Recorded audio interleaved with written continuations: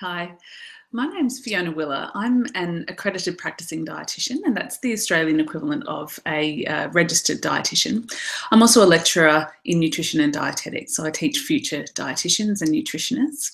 And my area of research is in the integration of HAES, Health at Every Size paradigm, into the dietetics profession, looking at the sorts of factors that influence dietitians when they choose to take up HAES practice, and looking at what happens to clients also along their journey with Health at Every Size, or weight neutral treatment, basically, for weight concern.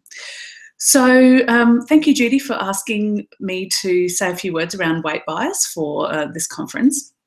There are a few things I want to say, and of course my frame of reference is as a dietitian working with people with weight concern and as an educator of health professionals as well.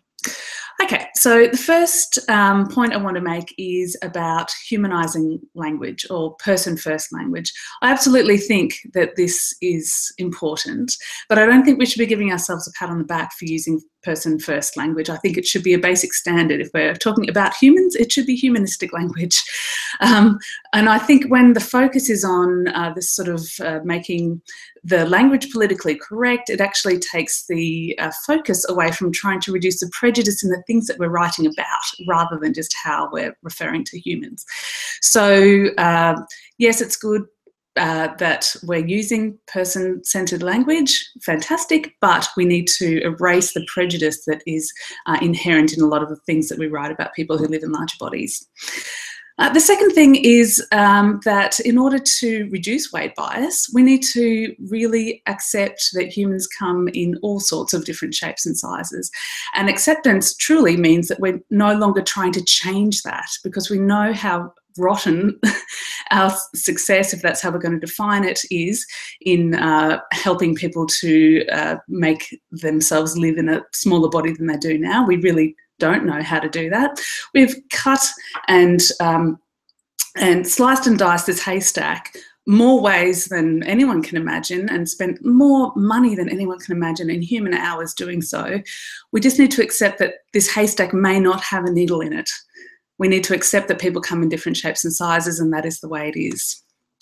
So weight bias can't be diminished in our health culture until we accept people the way that they are. I think one really powerful way that we can reduce the amount of weight bias in our practice is to make sure that our patients are aware of the effectiveness of the treatments that we're offering. And particularly for someone who works in a Health at Every Size or weight neutral paradigm, that means showing clients that that there's another path other than trying to reduce their weight. There's another path to health, and that is focusing on health behaviours rather than focusing on trying to induce malnutrition so that their body is lighter. And consent means showing the research to the client. Here's the observational research. We don't know what's going to happen with you as an individual, but we do know if you try to lose weight that you're likely to have that back on within 3 to 5 years. And or if you try a weight neutral approach, your health markers may well improve. Your weight may not change. It mightn't. It will settle where it settles, but the health behaviours have inherent value of their own. If you are wondering whether you're biased or not, I suggest that you take an implicit bias test.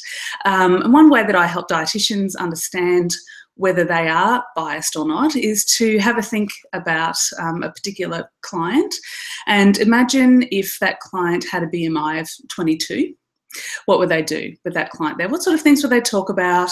What sort of advice would they give for that person? Now imagine that the only thing different is that that person has a BMI of 35 instead.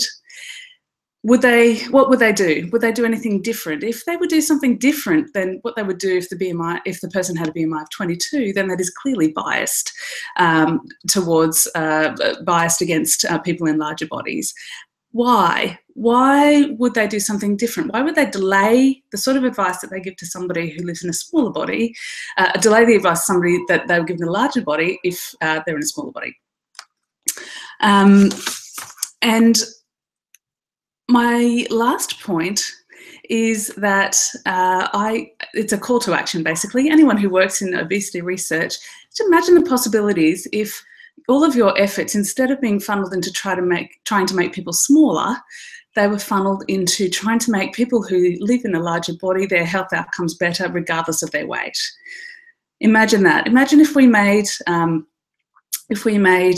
prostheses that actually fit people in larger bodies and that didn't have to be replaced frequently.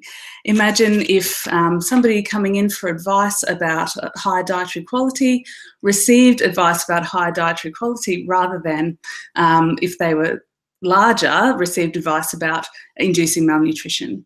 Because dietary quality and fitness are independent predictors of health outcomes, regardless of weight status.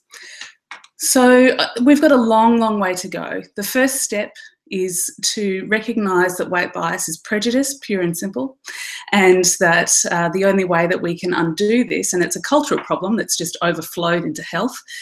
Science, the scientific method is a really good framework for trying to be objective, but of course the questions that we're asking are always going to be cultural fragments.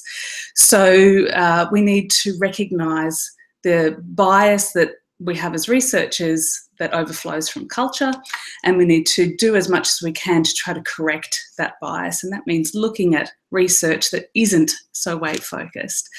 And people who have loud voices in this space, credible people who people respect, need to be out there saying these messages really loudly, that it is not right to discriminate somebody on the basis of their size, that it is not right that that people who live in larger bodies are assumed to be morally bankrupt in some way, or that they have an obligation to make their body smaller, because they absolutely don't. So we need a lot of stirring people to be loud and proud in this area to try to change the culture, and also we need to be careful of what we're researching as well. Thanks.